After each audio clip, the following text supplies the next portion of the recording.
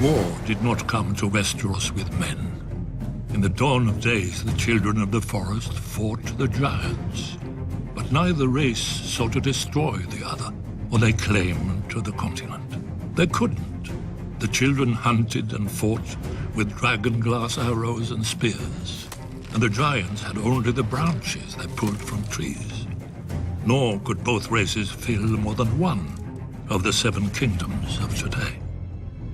Then the southern deserts coughed up a new race, the first men, who had crossed the narrow sea over the Armored Dorn.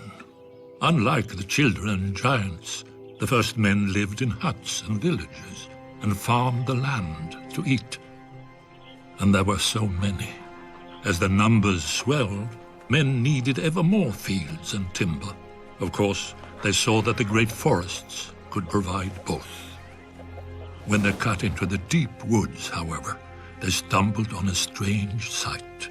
A white tree with red leaves and a face staring back at them. At first, they were afraid, but the face never spoke, even when the axe bit into it. The first men didn't know what a weirwood was. They didn't know that a weirwood grows forever if left in peace, or that the native children believed their spirits went into it after death.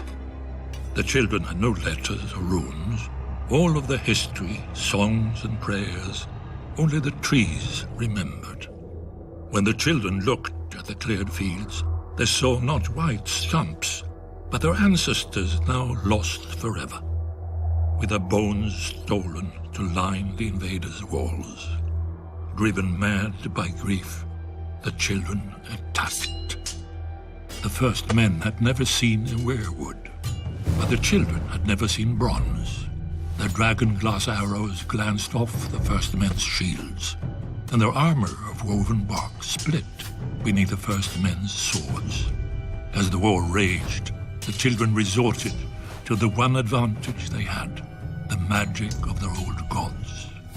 Their green seers enlisted dire wolves and snow bears, cave lions and eagles, mammoths and serpents.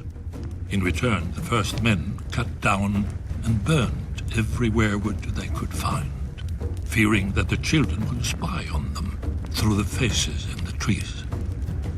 The children became desperate.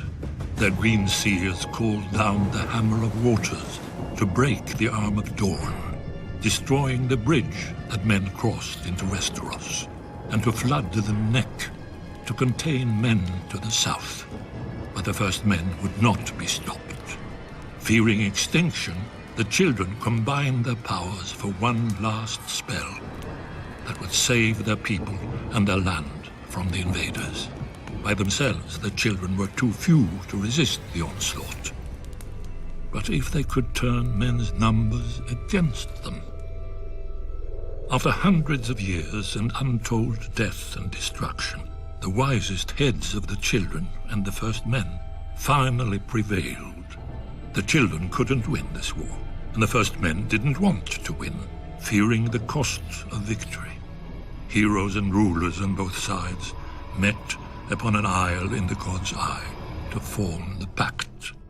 The children gave up all the lands of Westeros, save for the deep forests, and the first men swore that they would no longer cut down the weirwoods. Thus ended the Dawn Age and began the Age of Heroes. Yet after the dawn must come the night. The great evil that the children unleashed in the war returned centuries later, and only an alliance between the children and men defeated it. Now it comes again, when the children are a shadow of what they were, and men have long forgotten. But the trees remember, and Brandon Stark must learn. Or, as we watched the first men, so we will watch the last.